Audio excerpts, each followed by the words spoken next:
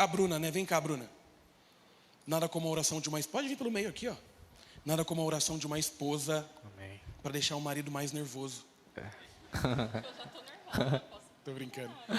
Vamos orar? Feche seus olhos aí. Já comece a orar pela vida do João, para que Deus use a vida dele. Fale conosco através dele. E a Bruna vai nos dirigir nessa oração. Senhor, meu Deus, meu Pai, nesta manhã nós te pedimos que o Senhor continue presente neste lugar. O Senhor já falou através dos louvores e nós te pedimos nesta manhã que o Senhor fale também através da Tua palavra. Que não seja Ele, mas que seja o Espírito Santo conduzindo esta manhã, essa mensagem. Que o Espírito Santo de Deus use grandemente a vida dele e que ele fale com a Tua igreja, que saiamos daqui alimentados pela Tua palavra. É o que nós te pedimos e já te agradecemos. Amém. Bom dia, BBG. A graça e a paz de Jesus. Confesso, estou nervoso sim, né? Quem não? Talvez a início seja igual carro velho, vai dar umas engasgadas, mas vai pegar até o final, pega. Muito feliz, graças a Deus, agradecido ao pastor Bruno por essa oportunidade, por essa confiança de estar aqui em cima e ter esse papel de expor fielmente as Escrituras, de trazer tudo que está aqui dentro para os nossos corações. Entender que é o que a Bíblia diz, é o que a palavra diz, é o que Jesus quer falar conosco nesta manhã. Não vem da minha cabeça, não vem daquilo que eu vivi, mas vem das Escrituras, da santa palavra de Deus. E eu quero compartilhar um texto com os irmãos, que está em Mateus capítulo 16, do versículo 13 ao versículo 20. Nós temos vivido grandes experiências aqui nesta casa. Sexta-feira para sábado foi prova disso, uma vigília maravilhosa, onde nós nos alegramos com os irmãos. Era 5 horas da manhã, tinha gente pulando ainda, tinha gente dançando, gente indo sorrindo. Quem encontrou a gente aí no trânsito, achou que a gente estava vindo de uma balada, mas não, a gente estava vindo da vigília, de tanta alegria que a gente tinha de estar aqui neste lugar e ouvir a palavra do Senhor. Mateus capítulo 16, versículo 13 ao versículo 20, pode acompanhar aqui também no telão, nos diz assim a palavra do Senhor. Chegando Jesus à região de Cesareia de Filipe, perguntou aos seus discípulos: quem os homens dizem que o Filho do Homem é? Eles responderam: alguns dizem que é João Batista, outros Elias, e ainda outros Jeremias ou um dos profetas. E vocês? Perguntou ele. Quem vocês dizem que eu sou? Simão Pedro respondeu: tu és o Cristo, o Filho do Deus vivo. Respondeu Jesus: feliz é você, Simão, filho de Jonas, porque isto não lhe foi revelado por carne ou sangue, mas por meu Pai que estás nos céus. E eu lhe digo que você é Pedro, e sobre esta pedra edificarei a minha igreja, e as portas do Hades não poderão vencê-la. Eu lhe darei as chaves do reino dos céus. O que você ligar na terra terá sido ligado nos céus, e o que você desligar na terra será desligado nos céus. Então advertiu os seus discípulos que não contassem a ninguém que ele era o Cristo. Amém? Louvado seja o Senhor por sua palavra. Quero ministrar nesta manhã, expor nesta manhã, o fundamento da igreja. Jesus, o fundamento da igreja. Esse texto tem ardido em meu coração nesses últimos domingos, e principalmente no último domingo, com a mensagem do pastor sobre dispersos, sobre o pouco de desvio da igreja, de dispersão da igreja. E essa palavra ardeu no meu coração, e logo em seguida ele fez o convite, e imediatamente é essa mensagem que eu quero expor aos irmãos. A vida, a nossa vida e a vida também como igreja, porque elas se unem, ela nos gera alguns medos, ela nos gera algumas dúvidas. Se nós voltarmos um pouco em 2 capítulos anteriores a este texto que nós lemos, nós vamos ver algumas situações que os discípulos, ou quem estava próximo de Jesus, estava sofrendo. Nós vemos no capítulo 14 de Mateus a morte de João Batista. Por ele dizer a verdade, por ele comunicar a verdade e não abrir mão disso, foi decapitado. E nós olhamos e diz, como se está próximo de Jesus? Como se é a igreja do Senhor? Sim, nós somos a igreja do Senhor e estamos vulneráveis a esse tipo de coisa. Então, isso às vezes gera medo em nós. Eu já me perguntei e já fiz orações a Deus, dizendo, Deus, eu não sei. Porque Pedro, certa vez disse que estaria com Jesus até a morte. Mas no momento em que a coisa apertou, então eu não sei se naquele momento, Senhor, o meu coração é que eu não negaria e que eu morreria por essa verdade. Mas uma coisa é eu dizer e uma coisa é viver o momento. Então a vida gera medo. O povo está no deserto, agora não tem como alimentar, mas Jesus faz a multiplicação dos pães e dos peixes. Jesus cura a mulher Ciro-fenícia, cura a filha da mulher Ciro-fenícia. Jesus realiza alguns milagres.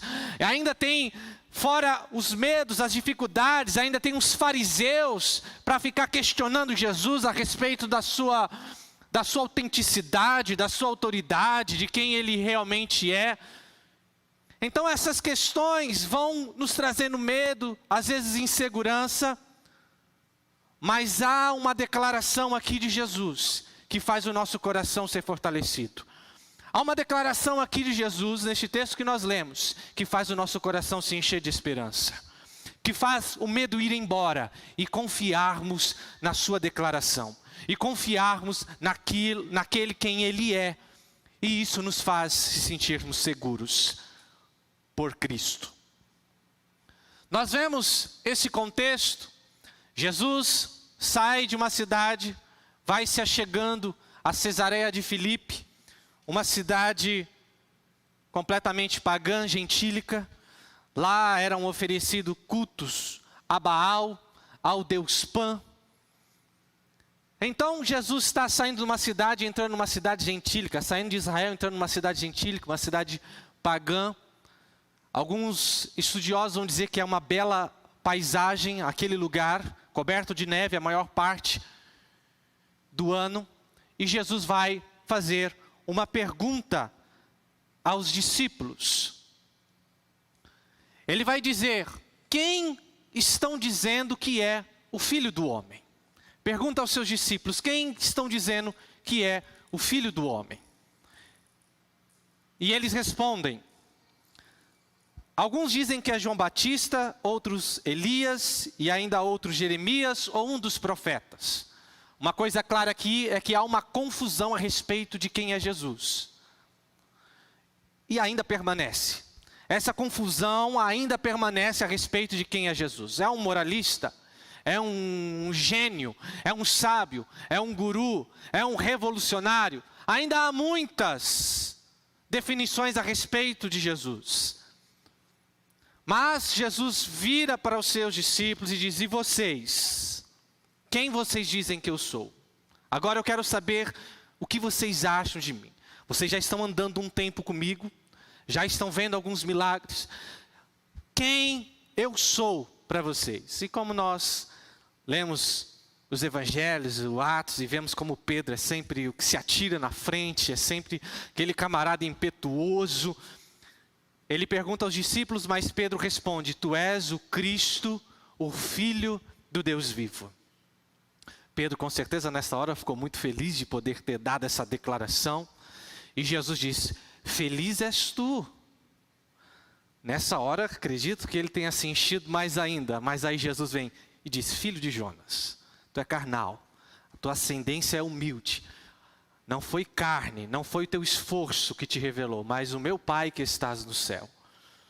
E aí então, Jesus dá a declaração em que a igreja é firmada. Jesus emite a declaração que perpetua e vai continuar por toda a nossa vida e a vida da igreja. Jesus diz a Pedro: tu és Pedro, e sobre esta pedra edificarei a minha igreja, e as portas do inferno não prevalecerão contra ela. Essa foi a declaração para Pedro e os discípulos, e hoje eu quero expor 4 afirmações que Jesus faz para a sua igreja. 4 afirmações que nessa declaração nós podemos expor e nos trazer confiança, e nos trazer paz, nos trazer firmeza em tudo que nós vamos realizar neste lugar como igreja do Senhor. A primeira afirmação é que Ele é o fundamento da igreja. Esta é a primeira declaração. Há uma discussão que já vem de muito tempo sobre quem é o fundamento da igreja, se é Pedro, se é Cristo. O jogo de palavras aqui deixa isso um pouco confuso, mas quando nós vamos ao original, quando Jesus diz, tu és Pedro, Ele está dizendo, tu és Petros, fragmento de rocha. E Ele diz, e sobre esta pedra, e no original, na raiz do grego, está dizendo rocha. Está dizendo que Pedro é um fragmento da rocha. E sobre esta pedra edificarei a minha igreja. No português, nós usamos a palavra essa para dizer algo que está longe de nós. E usamos a palavra esta para dizer algo que está próximo de nós ou em nós. Então Jesus está dizendo, tu és Pedro, e sobre esta pedra edificarei a minha igreja. Então Jesus é o fundamento da igreja. Como diz o apóstolo Paulo em 1 Coríntios capítulo 3, versículo 11, porque ninguém pode colocar outro alicerce, além do que já está exposto, que é Jesus Cristo. Jesus é o fundamento da igreja. Só que há alguns perigos quando esse fundamento é trocado.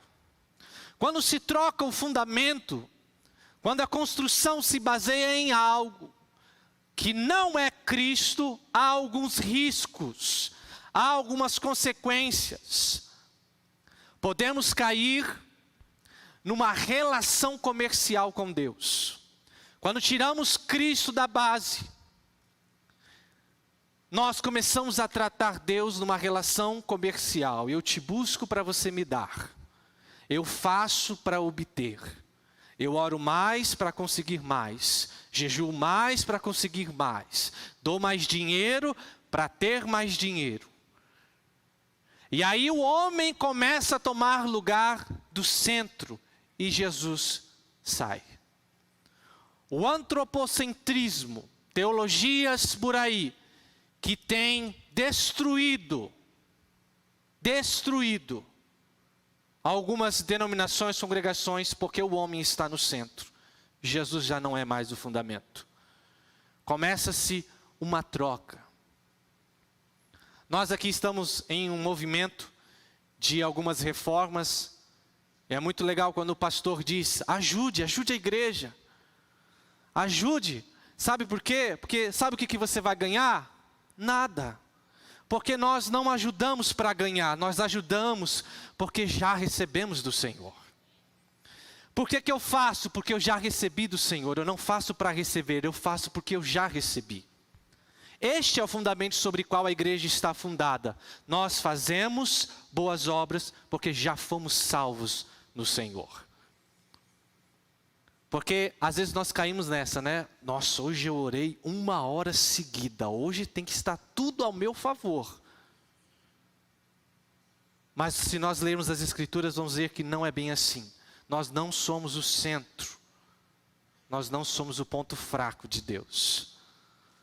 Cristo é o fundamento da igreja. Caímos também num materialismo. Queremos não mais o céu. A terra já está muito boa para a gente ir ao céu. O que tem aqui já satisfaz. Engano. Engano. Nós queremos nos orgulhar da marca da roupa que vestimos, sendo que a roupa que nos veste cobre a nossa vergonha. E isso é motivo de vergonha e não de orgulho. Nós usamos os nossos bens para nos orgulharmos, sendo que todos nós fomos encontrados como pecadores. Todos pecaram e destituídos estão da glória de Deus. Todos nós carecemos de Jesus. Carecemos dessa graça, dessa misericórdia, deste amor, desta bondade. Todos nós estamos na mesma posição diante de Deus. E quando se começa esse humanismo, esse materialismo, acaba caindo no ceticismo. Porque você está tão cheio das coisas da terra, estamos tão cheios das coisas da terra, que o céu não nos preenche, não nos apetece. E aí paramos de acreditar em Deus para acreditar em nós mesmos. Para acreditar que eu sou, que eu posso, que eu consigo. Deveríamos fazer a pergunta: por que queremos o céu? Por que queremos ir ao céu? Por medo de ir para o inferno? Há uma frase que eu li no livro História Eclesiástica de Eusébio de Cesareia, não vou me lembrar o nome. Era uma mulher que orava dizendo: Senhor, se eu te servir, por medo de ir para o inferno, manda-me para lá. Senhor, se eu te servir, porque eu quero as maravilhas do céu, me exclua do paraíso. Mas Senhor, se eu te servir somente por quem tu és, não escondas de mim a tua face. Esse é o nosso desejo. É Jesus, é o Cristo ressurreto. Ele é o fundamento da igreja. Há uma frase bem interessante de Augusto Nicodemos que ele diz: parem de vir a Cristo para subir na vida. O símbolo do cristianismo é uma cruz e não uma escada. Não vamos a Cristo para ser ricos. Nós vamos a Cristo porque dependemos dele, da sua salvação, do seu amor, da sua graça. Por isso nós nos aproximamos a esse trono da graça com ousadia, para receber juízo, não para receber graça de Deus. Há alguns teólogos que brincam com essa teologia coaching, e eles chegam a dizer que o diabo foi o primeiro coach. Porque lá no jardim, o diabo diz: tem um negocinho aqui, que você vai ficar, equiparado, depende de você. Você é o centro. Aí o diabo vai tentar Jesus também. Jesus, lança-te daqui, faz um espetáculo. Nós não somos o centro, Ele é o centro. Cristo é o centro da igreja, o fundamento da igreja. Qual que era a pregação? João Batista vem pregando dizendo: arrependam-se. Arrependam-se porque é chegado o reino de Deus. Vem Paulo está numa cadeia, terremoto acontece, o carcereiro vê toda aquela situação, fica temeroso, pergunta: o que eu tenho que fazer? Paulo diz: creia em Jesus Cristo e serás salvo tu e a tua casa. Creia no Senhor Jesus Cristo. É a pregação de Pedro. Arrependam-se. Arrependam-se, creiam em Cristo. E além de salvar você, vai salvar ainda a sua família.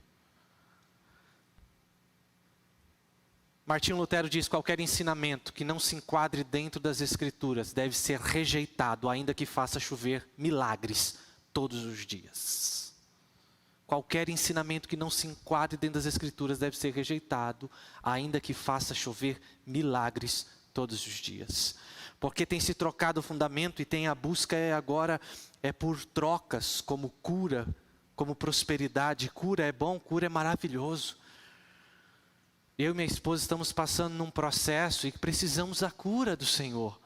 Mas como nós acreditamos que Ele é bom, fiel, bondoso, nos dará conforme a sua vontade, porque ela é boa, perfeita e agradável. E a minha confiança tem que ser tamanha nele, de que o que Ele me der, eu estou feliz, porque Ele sabe o que eu preciso, e eu não sei o que pedir. Essa deve ser a nossa confiança. E às vezes uma pergunta surge: e se a PIBG, eu sempre falo, para quem está comigo, minha família, minha mãe veio para cá porque eu disse: mãe, eu estou realizado naquele lugar, eu estou muito feliz, é uma alegria, é uma família, é muito gostoso. E aí eu fiz tipo Operação Natanael, vem ver, e aí elas viram e ficaram, porque algo grandioso está acontecendo aqui, é maravilhoso estar aqui. Mas o que me segura aqui é Cristo. Cristo é o centro desse lugar. Todas as atividades são por causa de Cristo. Tudo que fazemos é por causa de Cristo. O louvor faz o louvor para Cristo. Quem está no estacionamento coordena os carros para Cristo. As professoras da escola, das crianças, para Cristo. Tudo é para Cristo. Porque Ele é o nosso fundamento. A igreja está construída sobre Jesus Cristo. E se tudo isso fosse tirado da gente, será que nós permaneceríamos fiéis a Cristo? Será que se todas as atividades da PIBG fossem encerradas por um ofício do governo, será que permaneceríamos sendo igreja? Será que o nosso coração está em Cristo, ou nas atividades, ou na posição, ou no status que nós carregamos aqui dentro?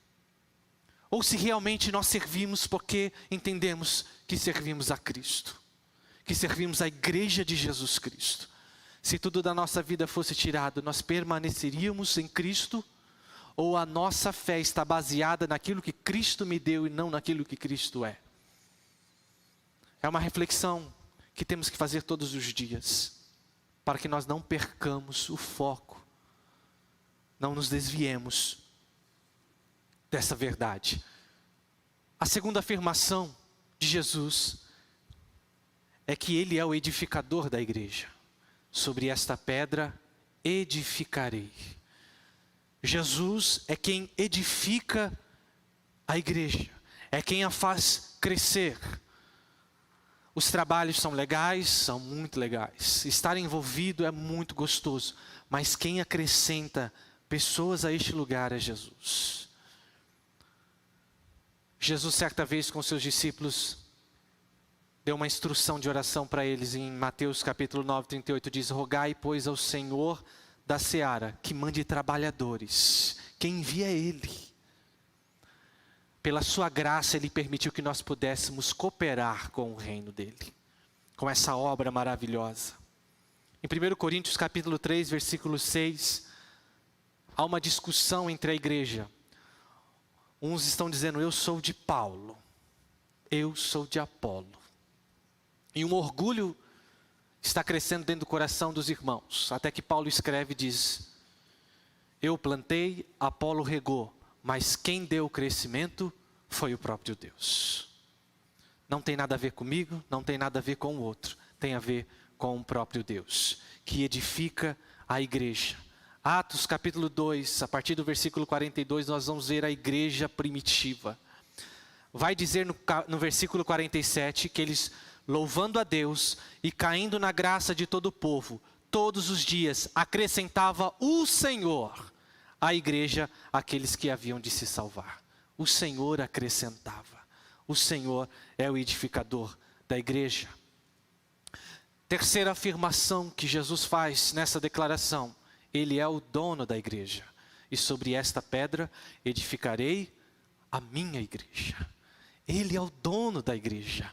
Ele não é como um fundador que funda e um dia morre, os filhos assumem, os filhos dos filhos assumem, os netos, bisnetos assumem e vai modificando a cara daquele edifício. Não. Jesus, Ele é o dono e Ele está vivo. Ele é o dono da igreja e Ele está vivo.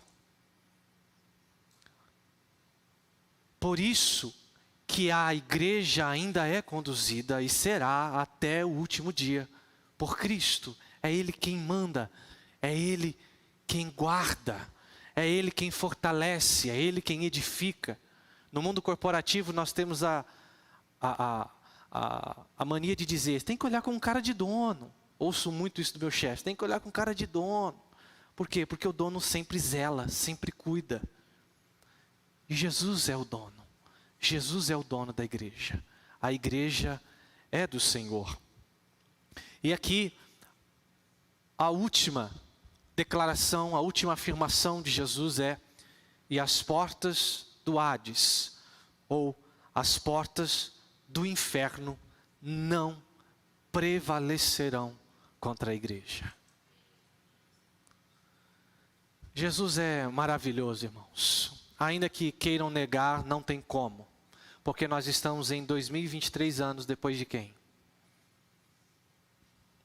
Creia ou não, nós estamos em 2023 depois de Cristo. Porque a história foi uma antes dele e a história é outra depois dele.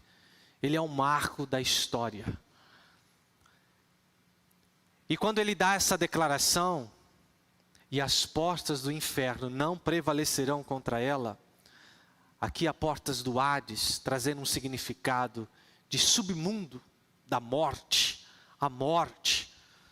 Todos os poderes do mal, o diabo, Satanás, mas especificamente a morte, diz que não poderia conter a igreja do Senhor. Nós temos cantado muito esse hino ultimamente e quando toca eu olho para a Bruna e falo, me segura que eu vou ser arrebatado agora. Eu vou subir. Porque é maravilhoso cantar que a perseguição, o Coliseu, nada pode parar a igreja do Senhor. E por que nada pode parar a igreja? Porque a igreja é do Senhor. Não é porque ela é boa, não é porque ela é forte, não, é porque é dele e ele cuida da igreja dele. Porque ele fez uma promessa e ele zela por cumprir essa promessa. Por isso a igreja não pode parar. O nosso último inimigo é a morte. Todos passaremos pela morte. Todos aqui um dia enfrentaremos a morte, a não ser que aconteça. Mas todos nós enfrentaremos a morte. A morte é o nosso último inimigo. E lembra dos joguinhos de videogame, que o último é sempre mais difícil?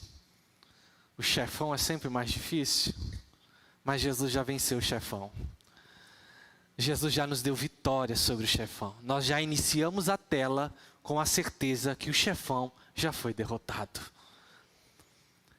Jesus, capítulo 11 de João, versículo 25, 26, diz: disse-lhes Jesus, eu sou a ressurreição e a vida. Quem crê em mim, ainda que esteja morto, viverá. E todo aquele que vive e crê em mim, nunca morrerá. E ainda ele faz a pergunta, crê tu isto? Você crê, irmão? Que quem crê nele, nunca morrerá. Nunca morrerá. Nunca morrerá. Um dia a porta bateu na porta de Jesus. Naquela sexta-feira, mais ou menos às 3 horas da tarde, a morte encontrou com Cristo. Talvez fecharam as portas e Cristo lá dentro. Mas as portas do inferno tiveram que abrir novamente para ele sair. Porque ela não teve o poder de segurá-lo. Ela não teve o poder de contê-lo. O apóstolo Paulo vai escrever em 1 Coríntios 15, no 54, dizendo, quando porém o que é corruptível se revestir da incorruptibilidade, e o que é mortal de imortalidade, então se cumprirá a palavra que está escrita, a morte foi destruída pela vitória. Onde está a morte? A sua vitória. Onde está a morte? O seu aguilhão. O aguilhão da morte é o pecado, e a força do pecado é a lei. Mas graças a Deus, que nos dá a vitória por meio de nosso Senhor Jesus Cristo. Tragada foi a morte pela vitória. Jesus venceu a morte. Primeira carta de João 3,8 diz: aquele que pratica o pecado é do diabo, porque o diabo vem pecando desde o princípio. Para que o Filho de Deus se manifestou? Para destruir as obras do diabo. Hebreus 2, 14 e 15. Portanto, visto que os filhos são pessoas de carne e sangue, ele também participou dessa condição humana, para que por sua morte derrotasse aquele que tem o poder da morte, isto é, o diabo, e libertasse aqueles que durante toda a vida estiveram escravizados pelo medo da morte. Não precisamos temer a morte, ela só é uma passagem para a nossa vida com Jesus. Colossenses 2, 14 e 15 diz: e cancelou a escrita de dívida. Estudando esse texto, eu vi que antigamente, para se cancelar uma dívida, eles colocavam essa dívida numa tábua de madeira e pregava no centro dessa dívida um prego. E esse prego foi lá na mão de Jesus e cancelou a nossa dívida, que consistia em ordenanças e que nos era contrária. Ele a removeu, pregando na cruz. E tendo despojado os poderes e as autoridades, fez dele um espetáculo público, triunfando sobre ele na cruz. Paulo, escrevendo na igreja de Colossos, vai dizer que ele despojou. O ambiente aqui é romano, e quando um general romano vencia uma cidade, ele fazia questão de pegar o líder daquela cidade, despojá-lo, despí-lo e caminhar com ele em praça pública. O termo que Paulo está usando é esse. Tendo despojado potestades e principados, fez deles um espetáculo público.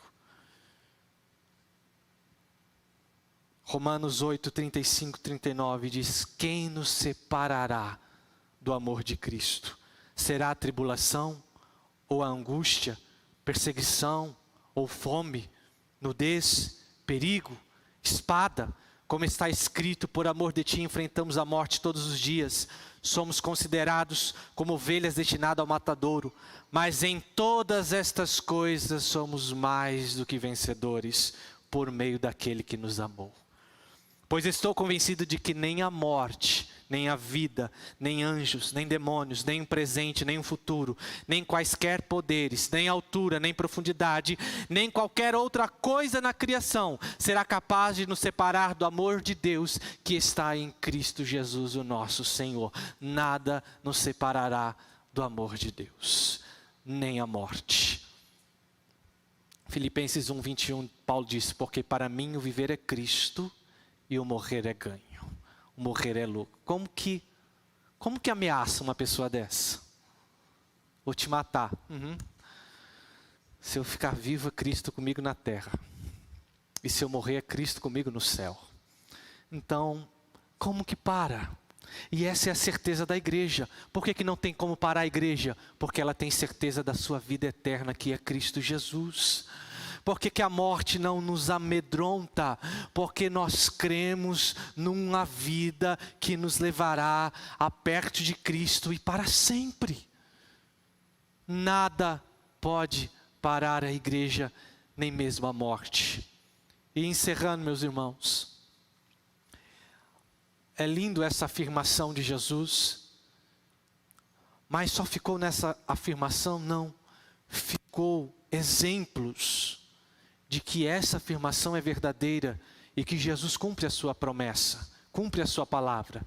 Em Atos dos Apóstolos nós vamos ver quantas coisas aconteceram em que Jesus confirmou tudo isso que ele disse. Atos capítulo 2, Pedro vai pregar. 3.000 almas se rendem ao Senhor. Por quê? Porque a pregação de Pedro foi o Cristo ressurreto.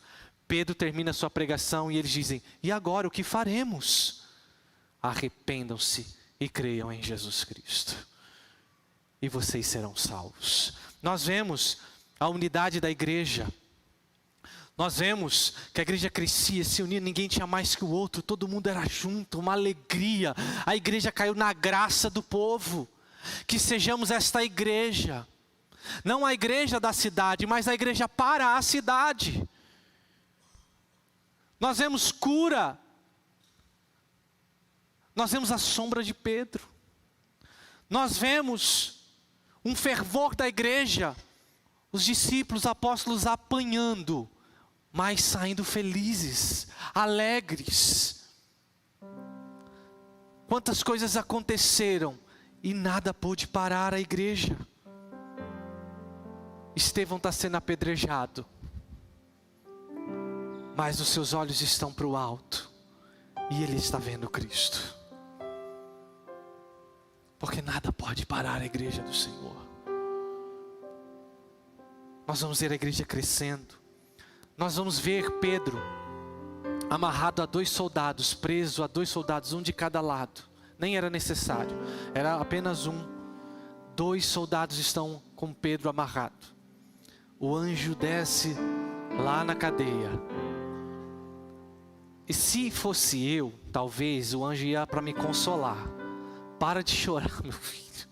Para de chorar, não se desespera não, não vai morrer não. Mas como era Pedro, o anjo chegou lá e Pedro estava dormindo. Teve que tocar do lado de Pedro e diz: acorda, vamos sair. Por que tudo isso acontecendo? Porque Jesus é o dono da igreja. Paulo passa por uma mulher e uma mulher diz: eis aí um homem de Deus. Era mentira? Não, era uma verdade. Mas Paulo reconhece que o espírito que está sobre ela é um espírito de adivinhação, repreende ela, é preso por causa disso. E aí você vai encontrar Paulo reclamando? Não, à meia-noite Paulo e Silas louvando ao Senhor e um terremoto acontece, eles são libertos da cadeia. Nada para a igreja do Senhor. Eutico está na janela, ouvindo uma mensagem, cai, morre. Paulo diz: o menino está dormindo, levanta. Todas essas coisas acontecem, continuam acontecendo, porque Jesus Cristo é o mesmo ontem, hoje e será eternamente. Nada irá parar a igreja do Senhor. Dos maiores perseguidores da igreja, ninguém pode parar. Nenhuma ideologia pode parar. Nenhum presidente do governo, seja lá de quem for, pode parar a igreja do Senhor. Não tenhamos medo, não tenhamos receio, porque com eles está um braço de carne, mas conosco está o braço do Senhor.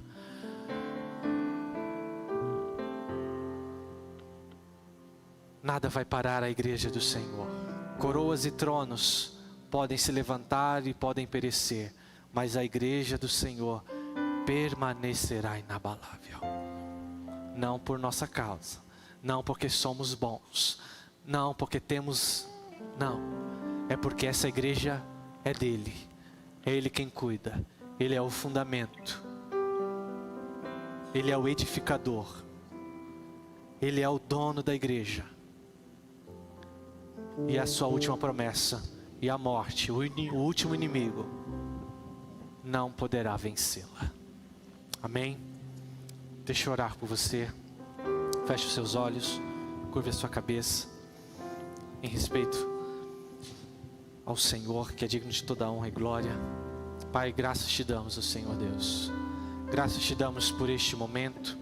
Graças te damos por essa oportunidade.